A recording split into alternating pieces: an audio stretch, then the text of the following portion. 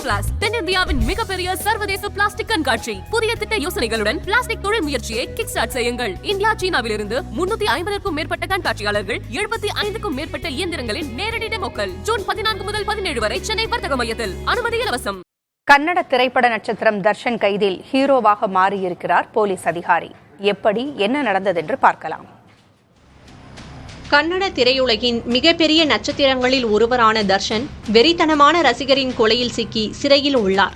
இதற்கு யார் காரணம் என்பதுதான் கர்நாடக அரசியல் மற்றும் காவல்துறை வட்டாரங்கள் மட்டுமின்றி பொதுமக்களிடமும் எழும் $1 மில்லியன் கேள்வி.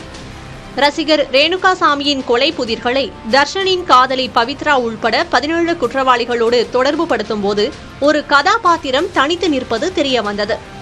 அவர் கர்நாடக மேற்கு பிரிவு துணை காவல் ஆணையர் எஸ். கிரீஷ். இவருக்கு பின்னணியில் உதவி காவல் ஆணையர் சந்தன்குமார், காவல் ஆணையர் பி. தயானந்தா ஆகியோர் இருந்துள்ளனர். திரைப்படங்களில் வருவது போல தர்ஷனின் ரசிகர் ரேணுகாசாமியை கொலை செய்ததாக கூறி 4 பேர் காவல் நிலையத்தில் சரணடைந்து வாக்குமூலம் கொடுத்துள்ளனர். இதை காவல் நிலைய அதிகாரிகள் நம்பி வழக்கை முடிக்க முடிவு செய்தனர். ஆனால் கிரீஷ் நம்பவில்லை.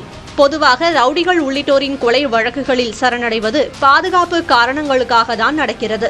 ஆனால் கொடூரமாக கொல்லப்பட்ட ரசிகர் ரேணுகாசாமியோ சமூக விரோதி அல்ல என்பதால் சரணடைந்தவர்களின் வாக்குமூலத்தில் உண்மை இல்லை என்று கிரீஷ் முடிவு செய்தார். இதனால் 4 பேரையும் கிடுக்குப்பிடி கேள்விக்கணைகளால் துருவி காவல் அதிகாரிகள் கிரீஷ் மற்றும் சந்தன் விசாரணை நடத்தினர். அப்போதுதான் இவர்கள் வெறும் அம்பு என்றும் ரேணுகாசாமியுடன் தொடர்பில்லாதவர்கள் என்பதும் தெரிய வந்தது. சிறைக்கு செல்ல பணம் வழங்கப்பட்டதும் தெரிய வந்தது. அப்படியென்றால் பணம் கொடுத்தது யார் என்ற கேள்வி கிரீஷிடம் எழுந்தது. சரணடைந்தவர்கள் ஹோட்டல் உரிமையாளரான வினய் என்பவரை கை காட்டினர். நடிகர் தர்ஷனின் நெருங்கிய உதவியாளர்தான் வினய் என்பது தெரிய வந்தது.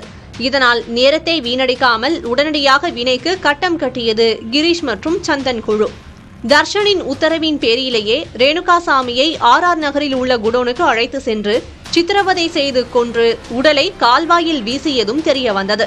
காதலியும் நடிகையுமான பவித்ரா கவுடா குறித்த ரேணுகாசாமியின் ஆபாசமான சமூக வலைதள தொந்தரவால் தர்ஷன் எப்படி கொலை செய்ய தூண்டப்பட்டார் என்றும் வினய் காவலர்களிடம் விளக்கினார். உடல் வீசப்பட்ட இடத்திற்கு அருகில் தர்ஷன் பயன்படுத்திய கார் மற்றும் கொலையாளிகள் சென்ற கார் சுங்கசாவடியை கடப்பது போன்ற CCTV காட்சிகளை காவல்துறையினர் கைப்பற்றினர். மைசூரில் உள்ள நட்சத்திர ஹோட்டலில் தர்ஷன் தங்கியிருப்பதை அறிந்து அவரை கைது செய்யும் வேட்டையை தொடங்கியது உதவி காவல் ஆணையர் சந்தன் தலைமையிலான குழு. ஹோட்டல் வாசலில் தர்ஷனின் 3 கோடி ரூபாய் மதிப்பிலான லேண்ட் ரோவர் டிஃபெண்டர் கார் நிறுத்தப்பட்டிருந்தது.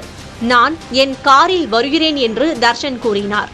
ஆனால் காவல்துறையினரோ திரைப்பட வசனங்களை விட்டு தங்களுடன் வருமாறு எச்சரித்தனர். இதையடுத்து காவல்துறை ஜீப்பில் தர்ஷன் பெங்களூரு அழைத்து வரப்பட்டார். சிறிது நேரத்தில் கிரீஷ், காவல் ஆணையர் தயானந்தாவின் போன்கள் ஒலிக்க ஆரம்பித்தன. தொலைக்காட்சிகள் தர்ஷன் கைது பற்றி விவாதித்தன. காவல்துறை இவ்வளவு மின்னல் வேகத்தில் செயல்படும் என்று தர்ஷனும் ரசிகர்கள் பட்டாளமும் நம்பவில்லை. கொலை குற்றச்சாட்டில் முன்னணி மற்றும் செல்வாக்குமிக்க திரைப்பட நடிகரை கைது செய்ய தைரியம் தேவை. அது கிரீஷுக்கு இல்லை என்றால் உண்மை புதைந்திருக்கும் என்று கூறுகிறார்கள் கர்நாடக காவல்துறையினர். பணியில் கொண்டிருந்த ஈடுபாடு, அர்ப்பணிப்பால் பல இளம் காவலர்களுக்கு உண்மையான ஹீரோக்களாகவே கிரீஷ், சந்தன் காவலர்கள் குழு மாறியிருக்கிறது என்றால் மிகையல்ல.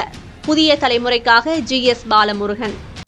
தென்னிந்தியாவின் மிகப்பெரிய சர்வதேச பிளாஸ்டிக் கண்காட்சி. புதிய திட்ட யோசனைகளுடன் பிளாஸ்டிக் தொழில் முயற்சியை கிக் ஸ்டார்ட் செய்யுங்கள். இந்தியா, சீனாவிலிருந்து 350க்கும் மேற்பட்ட கண்காட்சியாளர்கள், 75க்கும் மேற்பட்ட இயந்திரங்களின் நேரடி டெமோக்கள். ஜூன் 14 முதல் 17 வரை சென்னை வர்த்தக மையத்தில். அனுமதி இலவசம்.